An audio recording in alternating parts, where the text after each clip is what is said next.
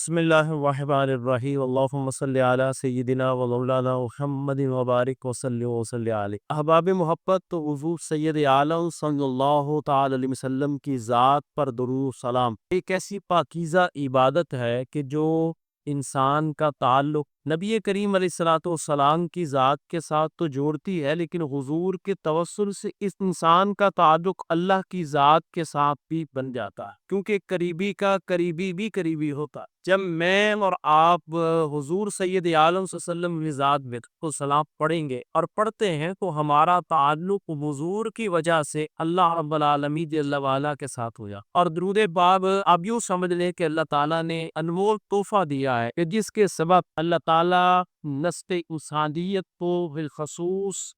مومنین و مسلمین کو بخشنا چاہتا کہ یہ اتنے گناہ لے کر کے بھی آ جائیں گے، لیکن اگر ان کے دامن میں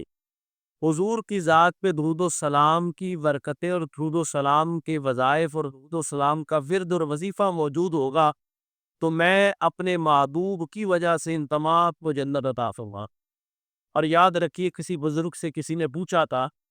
کہ ہر مسلمان جنت میں جانا چاہتا ہے، انہوں نے کہا جانا چاہتا ہے کیا مطلب ہے؟ جائے گا، ہر مسلمان جنت میں جائے گا، کیونکہ جس کے دل میں حضور کی ذات سے محبت ہے، جو سرکار کی ذات پر درود و سلام پڑھتا ہے، بنافر یہ نہیں ہو سکتا کہ کوئی بندہ حضور کی ذات کے درود و سلام پڑھے اور وہ بندہ جنت میں رہ جائے۔ حضور کی ذات پر درود و سلام پڑھنا واقعہ میں نے اور آپ نے سن رکھا ہے،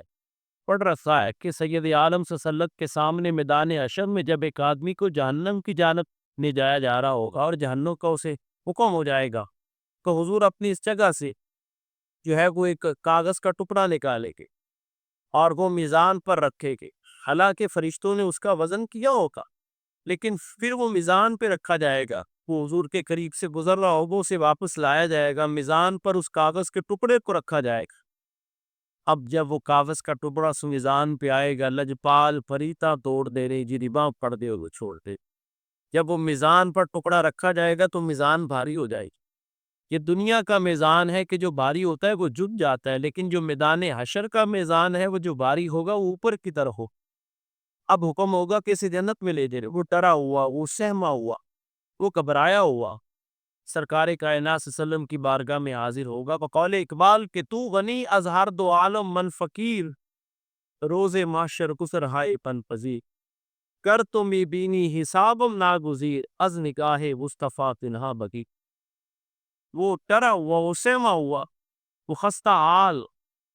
وہ سید عالم صلی اللہ علیہ وسلم کی بارگاہ میں عرض کرے گا کہ یا رسول اللہ صلی اللہ علیہ وسلم، میرے اعمال تو ایسے تھے، میرے اعمال کا بدلہ تو جہنم ہی تھا، کیا کروں آپ کی رحمت نے مجھے جانے نہ دیا، محبوبہ اس میں کیا لکھا ہوا ہے؟ تو سید عالم صلی اللہ علیہ وسلم فرمائیں گے کہ ایک مرتبہ زندگی میں تو نے محبت میں میری ذات پہ درود و سلام پڑھا تھا، وہ آج کے دن کے لیے میں نے سنبھال کے رکھا۔ دنیا کے یرانے، دنیا کی دوستیاں، دنیا کے تعلق، دنیا کے ناطے، دنیا کے رابطے، دنیا کے رشتے، اب ساری زندگی بھی کسی سے وفا کرے، ایک بات نہیں مانی تو وہ ساری فاری ہو جائے، لیکن میں قربان جاؤں اس محبوب کائنات کی ذات پر، عزیز علیہ مانت حریص علیکم بالمؤمنین رؤوف رحیم۔ حضور فرمائیں کہ تو نے محبت سے میری ذات پہ درود و سلام جو پڑھا تھا ایک مرتبہ، وہ آج کے دن کے لیے سنبھال کے ہوگا۔ تو گویا یہاں سے پتہ چلتا ہے کہ اس محبوب کی رحمت اتنی ہے، اس محبوب کائنات صلی اللہ علیہ وسلم کی ذات کا دریائے رحمت اتنا جوش میں ہے کہ ایک مرتبہ درود و سلام پڑھنے والے کی بھی حضور بخشش فرما دے گے۔ تو کیا کیفیت اور کیا درجہ اور کیا مقام، کیا بلندی اور کیا رتبہ اور کیا شان ان لوگوں کی ہے جو دن رات حضور کی ذات پہ درود و سلام پڑھتے ہو۔ سید عالم صلی اللہ علیہ وسلم کی ذات پر درود و سلام پڑھنا، چند دن پہلے میری ایک بزرگ سے ملاقات ہوئی، بڑا نورانی چہرہ، تو انہوں نے کہا کہ اب 24 گھنٹوں میں صرف میں ایک روٹی کھاتا ہوں، لیکن میرا وظیفہ، میں نے کہا آپ کا چہرہ جو ہے وہ بالکل سرخ چہرہ ہے اور نورانی چہرہ ہے۔ انہوں نے کہا کہ حضور سید عالم صلی اللہ علیہ وسلم کی ذات سے درود و سلام کی ایسی محبت میرے دل میں پیدا ہو گئی ہے کہ آپ میرے روح کی غذا کے ساتھ ساتھ میرے جسم کی غذا بھی حضور کی ذات پہ درود و سلام پڑھنا ہو گیا۔ تو جب امتی کا یہ حال ہو کہ ایک مرتبہ پڑھنے والے کی حضور شفاعت کریں گے تو میرے بھائیو آپ خود بتائیے کہ جو دن رات سرکار کی ذات پہ درود و سلام پڑھتا ہے، رب کائنات اس پر کتنا کرم فرماتا ہے، اس کی دنیا بھی بہتر فرماتا ہے،